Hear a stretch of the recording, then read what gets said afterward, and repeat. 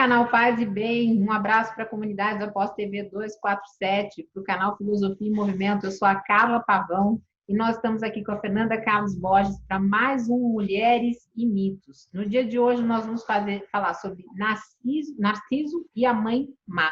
Então vamos começar? Tudo bem, Fernanda? Tudo bem, gente? Então, hoje a gente vai conversar sobre o mito do Narciso, que é um mito bem importante também, né? Um mito grego bem importante e que também foi bastante aproveitado pela psicanálise. É muito comum, né, as pessoas falarem de pessoas narcisistas. Esse conceito que existem pessoas narcisistas ou que existe um estado da psique que é narcisista vem deste mito, né? E só que então a gente vai contar a história do Narciso, o mito, né? A história mítica dele, e depois a gente vai focar uma coisa bem específica, dado que o nosso assunto é mulheres e mitos, que é a questão das mães narcisistas. Existe hoje no Brasil, aliás, é uma coisa que começou no exterior, mas hoje já está no Brasil, um movimento muito grande destinado às filhas de mães narcisistas. Então, existem grupos no Facebook, grupos no WhatsApp, vídeos no YouTube. Então, existem esses grupos de autoajuda destinados a filhas de mães narcisistas. Mas não é que não existam pais narcisistas, avós, tios, vizinhos, tá? Existe. Mas esses grupos, eles são voltados para essa situação das mães narcisistas, né, e das filhas das mães narcisistas.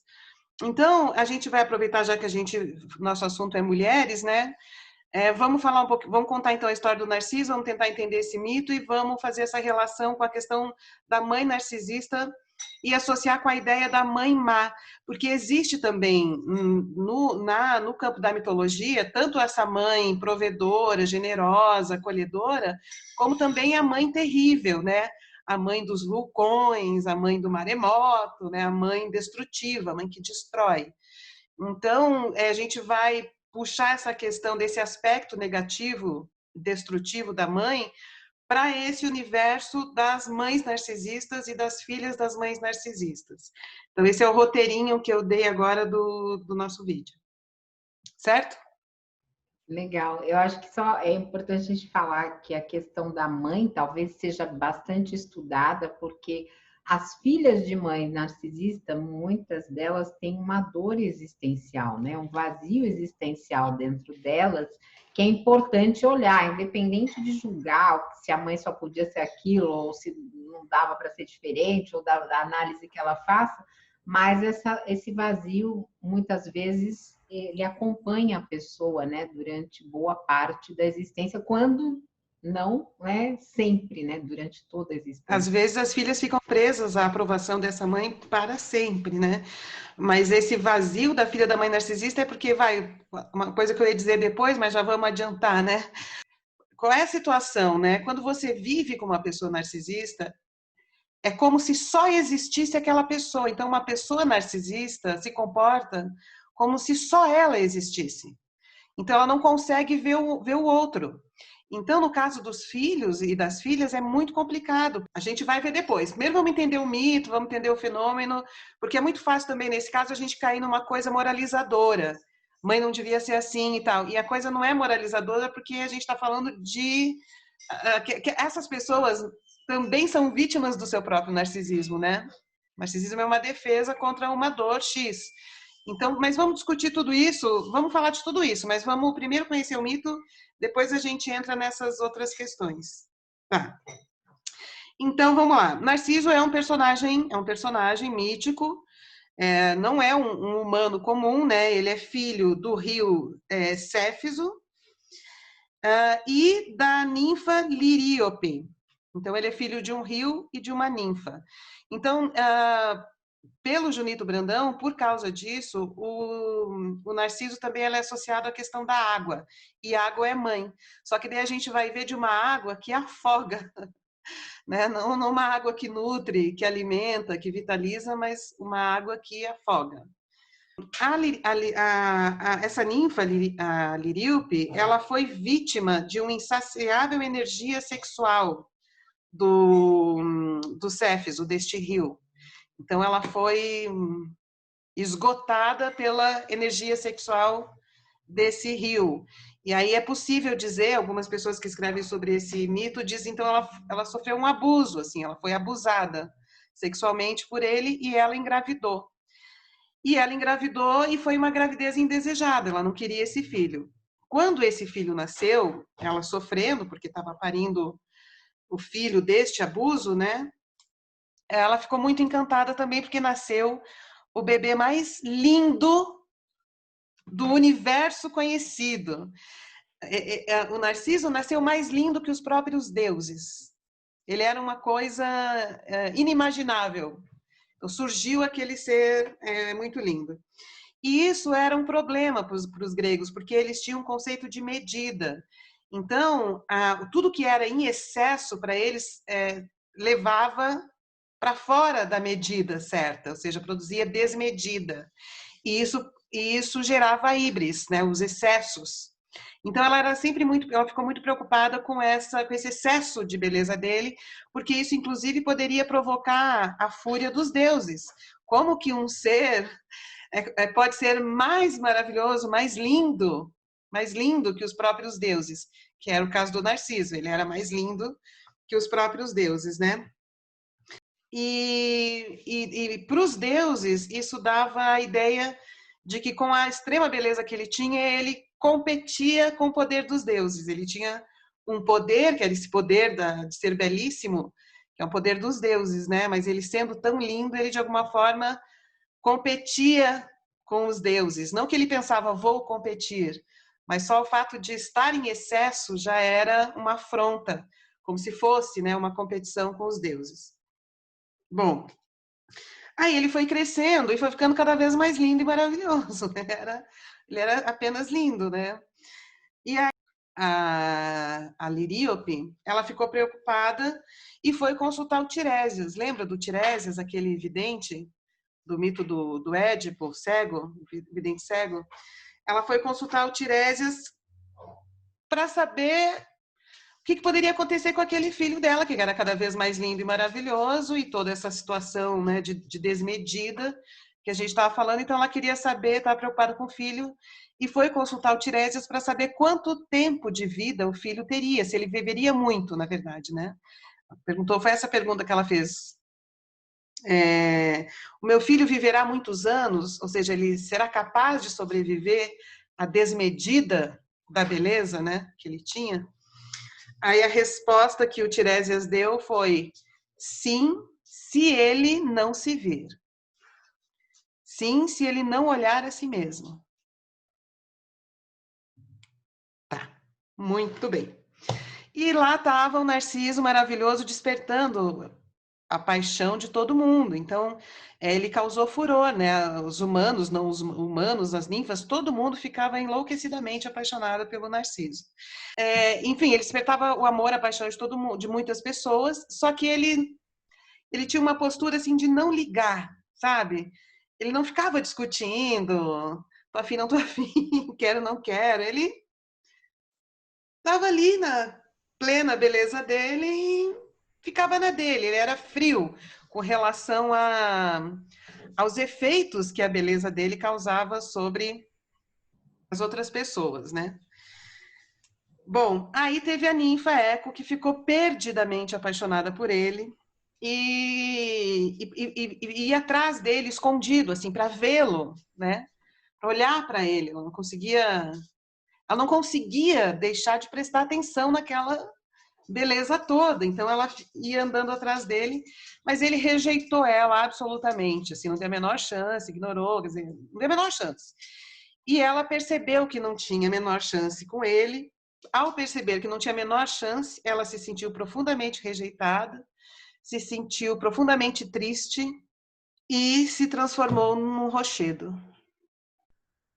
Bom, né, que eu pensei em mim, né? Eu pensei, eu não sou só Carla Pavão, eu sou Carla Rocha Pavão, né? E eu sempre ignorei o Rocha do meu nome, nem, porque vem da minha parte materna, inclusive. Eu sempre deixei de lado, desde criança eu acostumei a ser Carla Pavão, né? Então eu fiquei pensando até que ponto, né, essas ignoradas que a gente vai sofrendo ao longo da jornada fazem com que a gente realmente vire rocha, né? No sentido de produzir uma insensibilidade para suportar a dor, né? Ou para deixar de sentir, né, a dor da rejeição, enfim. Mas ainda não terminamos a história do Narciso, ainda vem coisa que vai ajudar a entender melhor tudo isso. Bom, aí entre os gregos, a gente não falou dela ainda, mas existe uma deusa da justiça que se chama Nêmesis. E é ela que procura compensar as desmedidas, ela pune as desmedidas, ela faz justiça. Porque para os gregos a injustiça é essa desmedida, é sair do metron, é sair da medida. Então, quando acontece esses excessos, ela que vai lá e faz justiça e traz a coisa de volta para a medida certa, né? E aí, essa deusa, né, a Nêmesis, ela, para fazer justiça com relação ao sofrimento da ninfa, que foi rejeitada e virou pedra em função disso, ela lançou uma maldição sobre o Narciso. Ela disse que ele seria condenado a viver um amor impossível. Então, só para uma frase, assim, para fazer uma síntese, para a gente já ir acompanhando o significado um dos significados dessa história, né? É uma história de amores impossíveis, é a história de relações que não se realizam, é uma história da impossibilidade da relação. São histórias de impossibilidade de É o que relacionamento. acontece com qualquer pessoa que vive um relacionamento com outra narcisista. É impossível você se relacionar, por mais que você tente. A não ser que você se trabalhe muito emocionalmente para superar a dor daquele narciso que não ligou para a ninfa, né? Porque o tempo inteiro você tem essa sensação de que você não é importante. Exatamente, o narciso. Mas vamos chegar lá, mas a característica da pessoa narcisista é não conseguir ver o outro, e pior do que isso além de não ver, ainda se esforça continuamente para forçar sobre o outro uma imagem de si mesmo, né? E aí eu queria falar um pouco da palavra narcisismo. A palavra narciso, o nome dele, né, vem possivelmente de narquê, de onde vem narcótico. Então, o nome narciso remete a torpor, entorpecimento. Então, a gente vai ver como que essa condição do estado narcísico é um estado de torpor, de entorpecimento, não apenas de quem está no estado narcisista, mas também daqueles com quem o narcisista convive, porque ele vai produzir nas pessoas esse estado de torpor e de entorpecimento. Que é uma Na dedicação codependência. de ser, na dedicação incansável de ser aplaudido, de ser valorizado, de ser melhor que os outros, né, de merecer mais atenção, enfim. É como uma codependência de quem convive com alguém que é dependente químico, ou enfim, de qualquer outra coisa, né? O Aristófanes, quando ele fala do Narciso, né, quando ele conta o mito, ele associa mesmo a torpor, que a gente vai ver depois como que o próprio Narciso, personagem, né, entra em torpor. Continuando, então, a história do Narciso, porque a gente já está falando mil coisas sobre o estado narcisista, né? E a gente nem chegou no fim da história ainda, mas vamos continuar a história. Então, tinha num verão, então já tinha acontecido isso, a Eco já tinha se transformado em rochedo, sofrendo pela indiferença do Narciso, né, pela impossibilidade de qualquer relação com ele. Então, o Narciso estava um dia lá caçando, encontrou um lugar muito lindo, com uma água muito, muito, muito pura, muito cristalina. Realmente, assim, é descrito no mito como um lugar muito paradisíaco e muito puro, assim, não era um lugar que circulavam pessoas, nem mesmo animais, assim, era uma coisa, um lugar realmente especial e tinha uma água muito cristalina, que era como se fosse uma água intocada, assim, né, e muito, muito paradinha, que formava um espelho.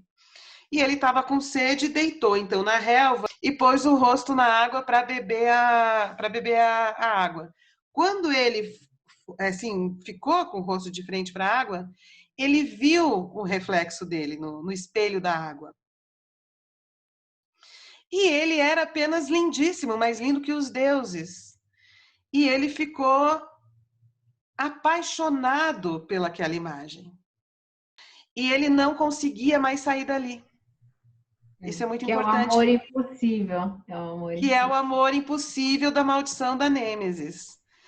E ele não conseguia mais sair dali, e ele ficou tão paralisado sobre si mesmo, né, sobre a própria imagem no espelho da água, que ele não comeu, não bebeu, ficou ali muito tempo sem fazer nada, simplesmente paralisado, encantado, apaixonado pela sua própria imagem. E aí ele, depois de muito tempo, encontraram, neste lugar onde ele estava, a flor de narciso, como se tivesse se afogado na própria imagem, e virou essa flor de narciso. Então, essa é a história. Agora, eu vou fazer outras considerações, além das que a gente já fez. Então, a flor do narciso, ela está associada a essas divindades da terra e às cerimônias de iniciação ligadas a Deméter e a Perséfone. Os gregos colocavam flores de narciso sobre o túmulo, justamente por causa dessa relação da flor de narciso com Perséfone, com a morte, um entorpecimento associado à morte. E também eles ofereciam guirlandas de narciso para as eríneas, isso que entorpeciam, né, os réprobos, né, as pessoas que poderiam ser reprovadas. Então, aqueles que se sentiam continuamente reprovados e ficavam nesse torpor da autorreprovação e do tormento, eram oferecidas flores de narciso para dar uma apaziguada, uma guirlanda de É flores de tipo, narciso. toma essa coroa e para de encher. E isso é um pouco o que sente quem convive com as pessoas narcisistas, né? Se sente o tempo todo culpado, fez alguma coisa errada, nunca está sendo aprovado, porque quem tem que ser aprovado, sobretudo, é a pessoa que está no transe, no torpor narcisista. E só que isso coloca todos os outros no mesmo torpor, porque então você está sempre em dívida com o narcisista, né? Você está É sempre aquela errando. sensação de nunca tá bom, né? Não importa o que Isso. eu faça, nunca tá bom. E é o nunca tá bom, é assim, essa relação nunca será possível, mas eu estou condenada a tentar ela eternamente. Então, falando especificamente dessa relação com as mães, é um pouco isso. Essa relação eu sei que essa relação não deu certo, ela está fadada a não dar certo, é impossível. O mito do Narciso, né? Um relacionamento impossível, mas também a prisão está no esforço contínuo de tentar fazer um relacionamento quando ele é impossível. Então, Porque aí a tem mais um prisão está na componente. tentativa de produzir um relacionamento que é impossível pelo estado narcisista. Mas aí tem um componente sempre do pensar, mas ela é minha mãe, né? Ela é minha mãe, tenho que dar certo, tem que dar um jeito, né? Que vem isso, você só sai desse estado depois que trata com muita terapia, né?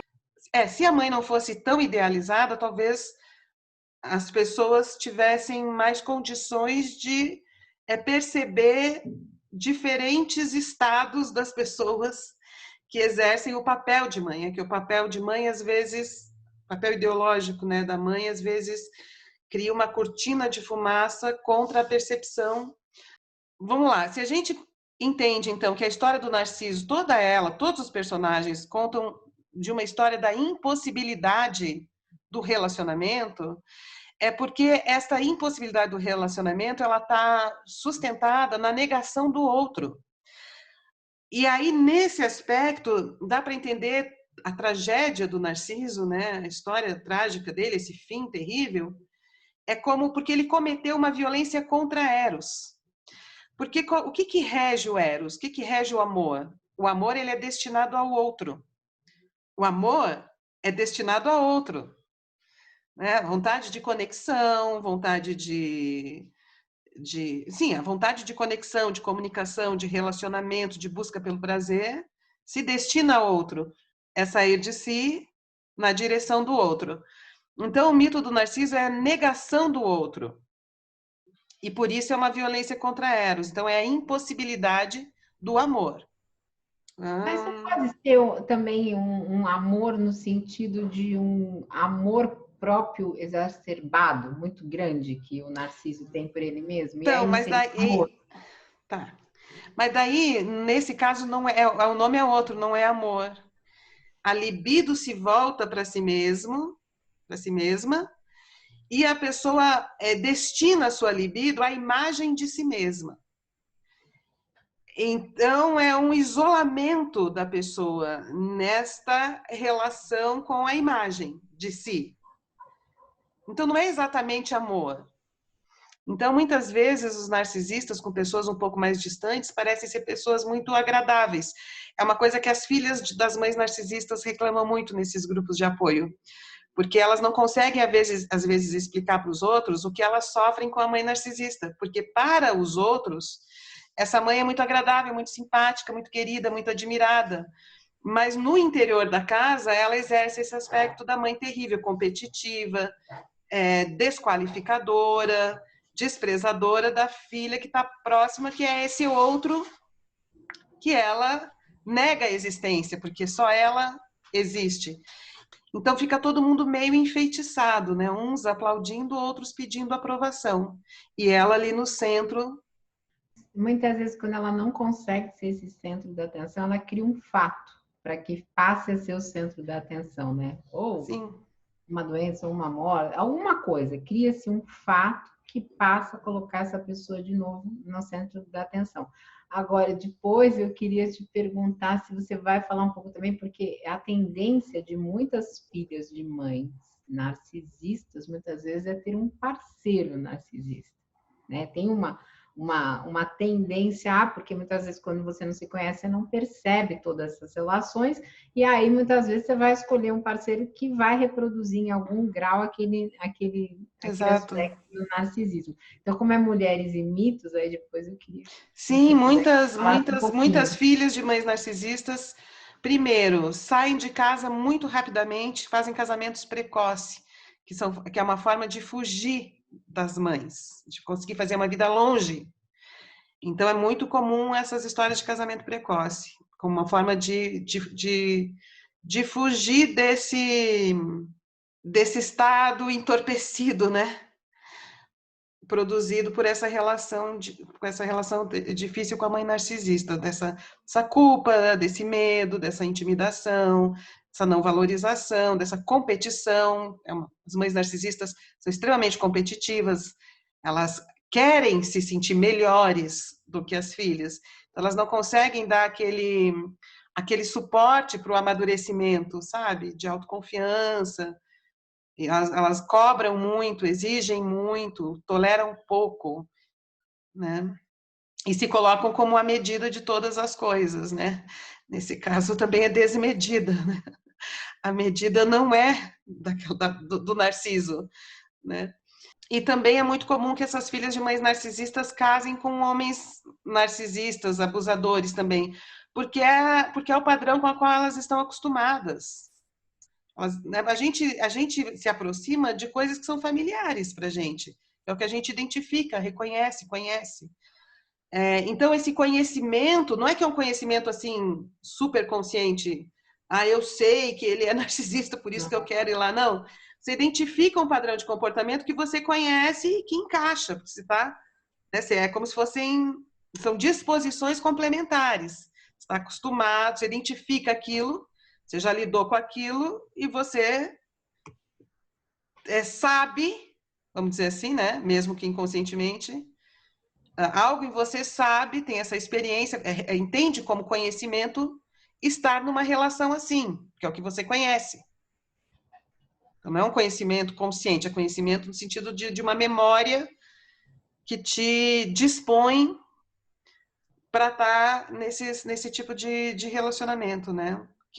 E às vezes expande também, vai para as relações profissionais, para as relações de amizade, você acaba tendo chefe abusivo, amigos abusivos, quando você vai, e a pessoa não vai percebendo, quando ela acorda, ela está num círculo, né, de abuso e, como você falou, afogada. A água te afogando, você É sem o aspecto respirar. negativo da mãe que está em vários mitos. Existem as mães terríveis, né?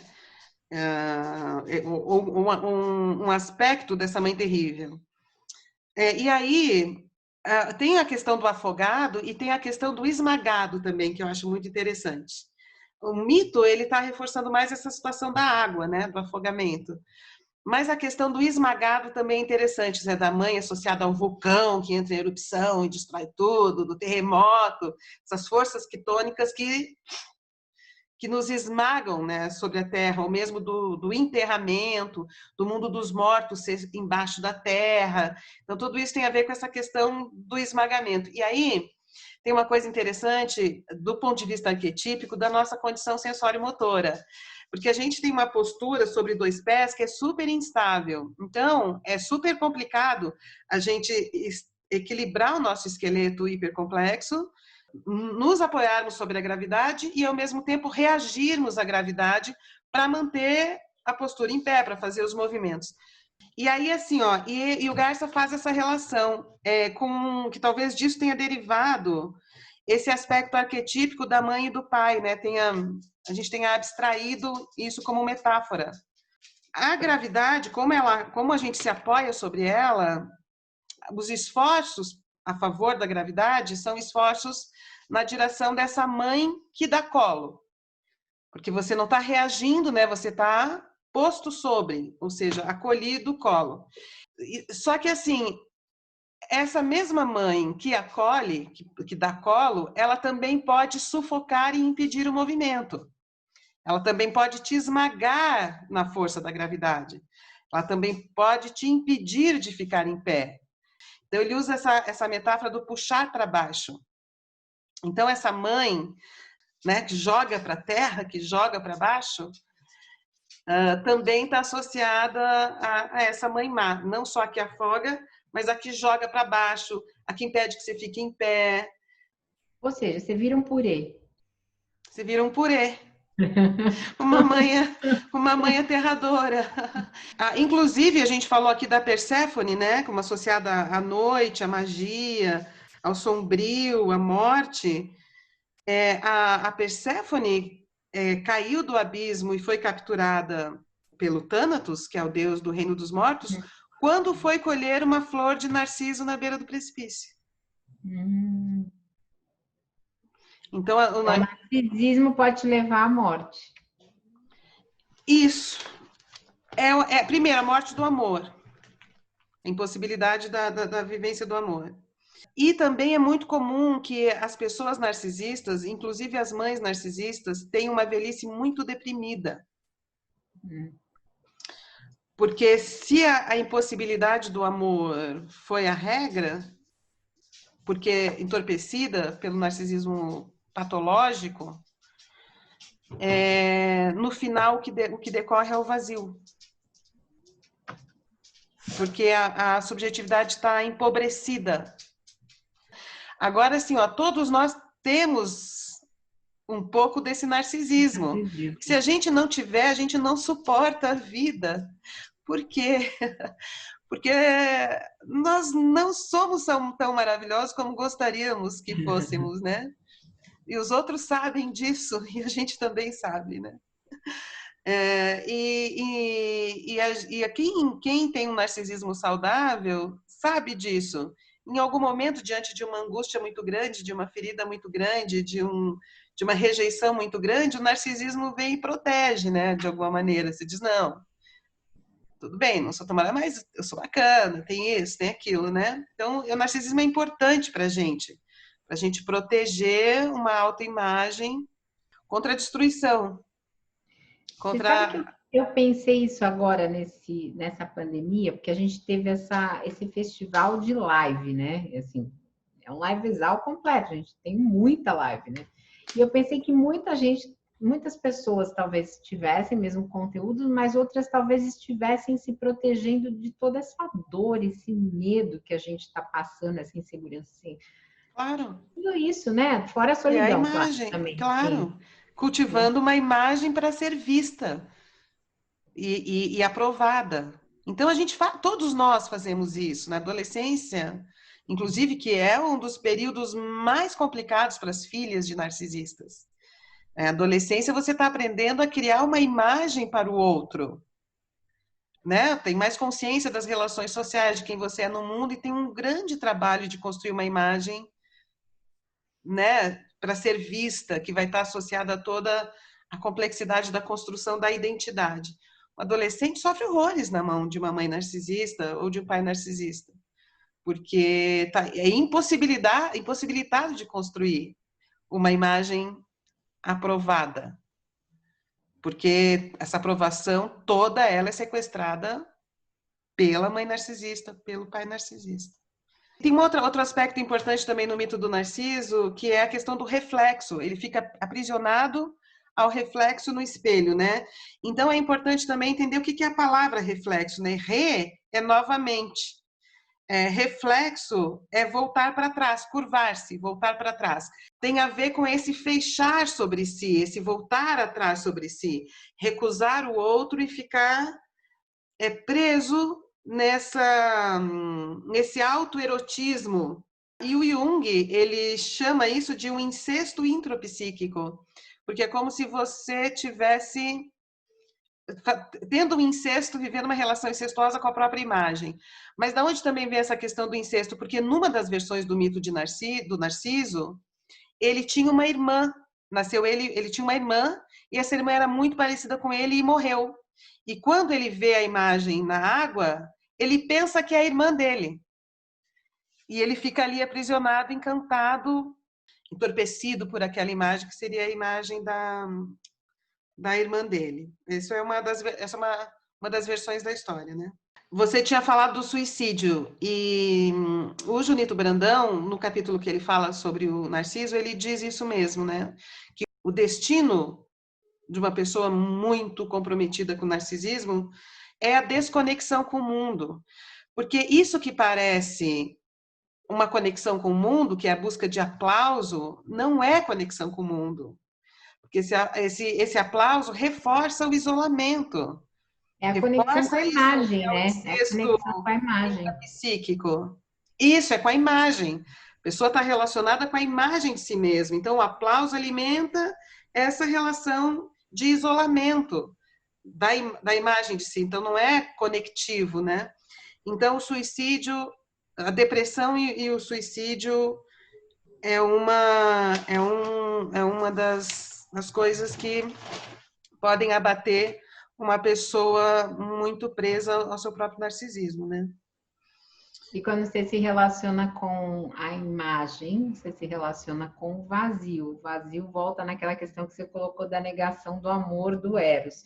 Como você não tem nada disso, você acaba morrendo de alguma forma. Nem que você não atente contra a sua vida, você vive meio que em estado de morte, né? Porque você não acessa quem você é.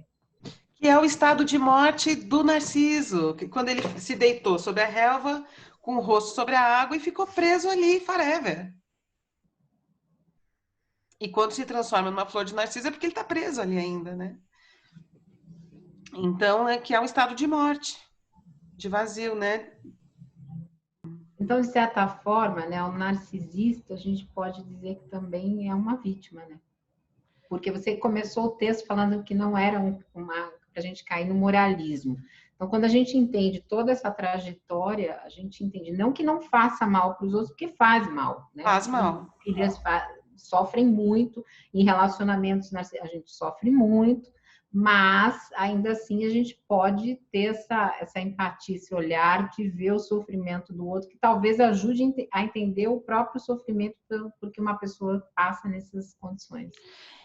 Isso, porque aí assim, ó, nesses grupos de apoio aos filhos de filhas de mães narcisistas, elas trocam muita experiência, elas reclamam de coisas muito comuns, porque a experiência é muito comum, porque é um padrão, né, de comportamento. E só que às vezes, o que acontece? É como se a mãe narcisista, então elas falam, a malvada, a bruxa, sabe? Como é que fala? A FDP, a monstra, todos esses desabafos que são justificáveis, né? Porque essas pessoas estão com um profundo sofrimento, né? Mas a cura, vamos dizer assim, não a cura, mas a superação do trauma de ter sido vítima de uma mãe narcisista, no caso esse específico da mãe má, é conseguir ver a mãe como uma vítima do seu próprio narcisismo. Porque a mãe narcisista, ela não é malvada porque ela fez um plano maquiavélico altamente independente, livre. Ela não fez assim, eu vou ser malvada e vou ferrar com a minha filha. Ela faz isso, mas ela não é que ela planejou isso, ela foi vítima do seu próprio narcisismo também. Então, ela também é uma pessoa que precisaria de ajuda. Só que a maioria das mães narcisistas não se entrega para o psicólogo, porque ela está tão presa em achar e convencer a si mesma de que ela é ótima, de que a imagem dela, né, assim, ela está tão presa à própria imagem e luta tanto, e está presa porque está lutando o tempo todo para a preservação disso, que ela não consegue abrir mão dessa imagem para se entregar a um processo terapêutico, assim, porque ela vai afundar numa dor também muito grande. Então, ela também é uma defesa contra uma dor. Então, essa mãe narcisista, embora ela seja tão terrível com a filha, no caso da mãe má, ela também é uma vítima do próprio narcisismo, porque ela não fez um plano Maquiavel, ela não foi Cebolinha fazendo um plano infalível para destruir seus filhos. Em algum momento, essa filha vai passar por isso, tipo, ela é de reconhecer, ela é terrível, ela compete comigo, ela me despreza, ela me diminui, ela não pede oportunidade para me jogar para baixo, se colocar por cima. Em algum momento vai cair um véu e ela vai ver essa madrasta e vai se sentir a Cinderela, né? Madrasta no sentido da mãe má. Principalmente se ela tiver, se essa pessoa tem um irmão ou uma irmã que é o tal do filho dourado. Que é o dourado que elas fazem que isso. A mãe adula o tempo inteiro e o outro é rechaçado. Então ela vai perceber isso desde a infância. Porque esse adulado vai comprovar que ela é maravilhosa, que ela é boa, e a que ela persegue vai ser aquela em que ela vai projetar toda a sua própria falibilidade, né? Então, é a filha que é isso, a filha que é aquilo, a filha é preguiçosa, eu sou isso, a filha, né? Enfim. Tá, mas assim, só que assim, ó, enquanto a pessoa estiver presa na posição da Cinderela, ela ainda está presa, porque aí está presa no moralismo, ela está ainda acreditando que aquela mãe poderia ser diferente se ela quisesse. Ela não poderia. Ela está presa no lago. Ela está presa no lago. E tem essa dor, né, de você pensar que ela vai sair do lago. Não vai sair do lago. Não vai. Não vai sair do lago. Puxa, desta vez pode ser, né? Não vai. Então, faz parte do processo de amadurecimento das vítimas das mães narcisistas conseguir olhar a mãe como uma vítima do próprio narcisismo. Isso não significa que, ao fazer isso, essa filha vai conseguir ter uma boa relação com a mãe. Não vai. Ela vai, porque o que marca a relação é a impossibilidade da relação. É a impossibilidade. Mas aí, na medida em que se vai amadurecendo, se percebe essa é uma relação impossível. Eu sei que existe uma distância que jamais será ultrapassada, uma parceria, um companheirismo, uma verdadeira regência de Eros é impossível, mas também sei que eu sobrevivi e que ela está presa no lago. Esse é o processo de amadurecimento, que pode levar décadas. Essa questão de não sair do encantamento também vem daquele poder do discurso materno. Talvez por isso que seja tão difícil, porque aquele poder do discurso materno fica, né? A gente pode ter 80 anos que talvez ainda tenha isso lá, falando, a mãe falou, a mãe disse. Então, essa relação que muitas vezes também tem que romper psicanaliticamente, enfim, com algum outro trabalho, né? A filha, isso é um esforço da vítima. A mãe boa é um arquétipo muito poderoso, porque tem a ver com o acolhimento da gravidade, o colo quando você era bebê, estar dentro de um útero protegido, então é um arquétipo muito forte. O problema é que, ainda socialmente, existe essa caretice irresponsável de dizer que toda mãe, naturalmente, ama incondicionalmente e que toda mãe faz o melhor para os seus filhos. As mães não amam incondicionalmente e nem sempre fazem o melhor para os seus filhos. E existe toda uma cobrança social para que os filhos reconheçam este amor de mãe, né? Então, é preciso separar as coisas. Uma coisa é o arquétipo da grande mãe. O arquétipo da grande mãe não é a sua mãe. O arquétipo da grande mãe é uma coisa que você vai resolver com você mesma, né? Com a possibilidade de ser acolhido, de ser aceito, de descansar, de dar um tempo, de receber a generosidade da vida. Isso é uma coisa. Outra coisa é a sua mãe, que não é o arquétipo, é aquela pessoa cheia de limitações, algumas mais e outras menos. Inclusive, uma mãe narcisista, ela não tem só defeitos, né? Ela também dá uma folga para compartilhar algumas coisas boas das quais ela também pode, né? Mas ela não vai ser essa grande mãe. Enfim, e aí então, na medida que a gente consegue superando essa impossibilidade de relacionamento narcisista, né? Porque as filhas da mãe narcisista, se elas são treinadas na impossibilidade de relacionamento, elas também podem desenvolver um mecanismo narcisista. Então, superar isso tem a ver com recuperar a capacidade de alteridade, de destinar a sua libido para o outro, ver o outro enquanto tal e ir aprendendo a ver e a ser visto. Porque o narcisista também luta contra o olhar do outro. Ele quer manipular o olhar do outro sobre si mesmo. Ele está o tempo todo dizendo, você não me entendeu direito, não, eu não sou isso, né? Então ele tem uma coisa de querer controlar o olhar do outro ao invés de aceitar que o outro tem autonomia na percepção e que você também pode ver. E esse ver não precisa ser um ver, não um ver cobrando, mas talvez como Oswald de Andrade disse, né, ver com olhos livres. Você pode ver os outros, ver o que eles têm de interessante, de bacana, de legal, também ver as suas limitações, seus limites, né? As relações saudáveis, elas partem desse pressuposto, né? O outro é o que é na sua medida, nos seus limites. E você também. E aí você vai amadurecendo as relações, quer dizer, Eros está regendo essas relações.